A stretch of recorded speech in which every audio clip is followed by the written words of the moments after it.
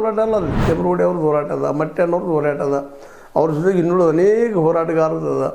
ಜೊತೆಗೆ ಒಳ್ಳೆಯ ಮನಸ್ಸಿಂದ ಜನರು ಅದಕ್ಕೆಲ್ಲ ಕೂಡಿಸ್ತಾ ಇದ್ದಾರೆ. ಅವತ್ತು ಹೆಣ್ಮಕ್ಳಂತ ಮೊದಲು ಬಂದು ಕೂಡಿಸ್ತಾ ಇದ್ದಾರೆ. ನಮ್ಮಲ್ಲಿ ಅನ್ಯಾಯ ಆಗ್ತದೆ ನಿರಂತರವಾಗಿ, ಇದು ತಡೆಯಬೇಕು, ಅದಕ್ಕೆ ಇದು ಎನ್ಕ್ವೈರಿಗಳು ಆಗಬೇಕಾದವ್ರು ಬೆಳೀತಿದ್ದಾರೆ. ಈಗ ಸರ್ಕಾರ ಮುಂದಿರುವಂಥದ್ದಷ್ಟೇ ತನ್ನ SIT ಮೂಲಕ ಪ್ರಾಮಾಣಿಕವಾದ ತನಿಖೆಯನ್ನು ಇನ್ನಷ್ಟು ಮಾಡಿಸ್ಬೇಕು, ಒತ್ತಡ ಹಾಕಬೇಕು ಅನ್ನುವಂಥದ್ದು. ಯಾಕಂದ್ರೆ ಇಲ್ಲಾಂದ್ರೆ SIT ಹೆಸರು ಸಿದ್ಧ ಕೆಟ್ಟು ಹೋಗ್ತದೆ. ಸರ್ಕಾರದ ಸಹಿತ ಈಗ ಕೆಟ್ಟಂಗೆ ಆಗ್ಯದ. ಏನಪ್ಪ ಇದಕ್ಕೆ ನೇಮಿಸಿದ್ರು ಇದೇನು ಮಾಡ್ತಾ ಇದ್ದಾರಂತ, ಅವನು ಹೊಡೆದ ಬಡ್ದ ಅಂತೇಳಿ ಈಗ ಪ್ರೂವ್ ಆಗ್ತಾ ಇದ್ದಾವ. ಯಾರನ್ನ ಈ ಭೀಮನ್ನ ಮೊದಲು ಅನಿಸ್ತಾ ಇದ್ದವ, ನಾವು ಸತ್ಯ ಹೇಳೋದು ಒಲ್ಲಪ್ಪ ಇದ್ದು ನನಗೇನೋ ಅಂಜಿಕೆ ಇದ್ದು ಹೋಗಿದ್ದು ಅಂತೇಳಿ.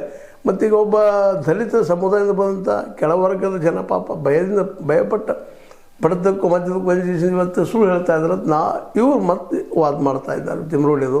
ಅದೇನೋ ಆಗಿರಲಿ.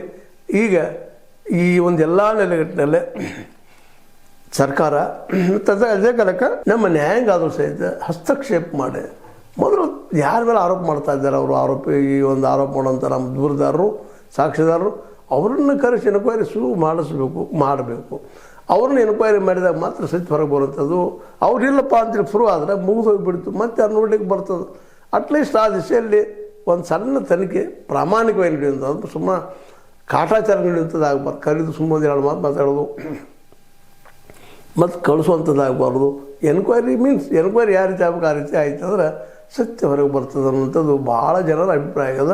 ಹೀಗಾಗಿ ಜನಾಂದೋಲನ ಆಗುವ ಮೊದಲನ ನಮ್ಮ ಸರ್ಕಾರ ಎಚ್ಚೆತ್ತುಕೊಂಡ ಇದನ್ನು ಸರಿಯಾಗಿ ಇನ್ನಷ್ಟು ತನಿಖೆ ಮಾಡಿಸಿ, ತನಿಖೆಗೆ ಇವರು 6 ಜನರ ಬಗ್ಗೆ ಏನು ಮತ್ತು ಎನ್ಕ್ವೈರಿ ಕರಿತಾ ಇದ್ದಾರಲ್ಲ SIT ಅವರು, ಈ 6 ಜನರ ಆರೋಪ ಯಾರು ಮಾಡಿದಾರಲ್ಲ ಅವರನ್ನು ಕರೆಸಿ ತನಿಖೆ ಮಾಡಿಸೋದಕ್ಕೆ ಸರ್ಕಾರ ಹಚ್ಚಲಿ ಅನ್ನೋದು ಈ ವಿಡಿಯೋ ಉದ್ದೇಶ ಅಷ್ಟೇ.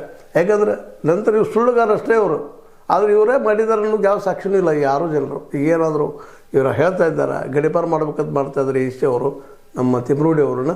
ಇವರು ಇಡೀ ಎಲ್ಲ ಘಟನೆ ಇವರೇ ಮಾಡಿದ್ದಾರೆ ಅನ್ನೋದು ಸಾಕ್ಷಿ ಏನಿಲ್ಲ.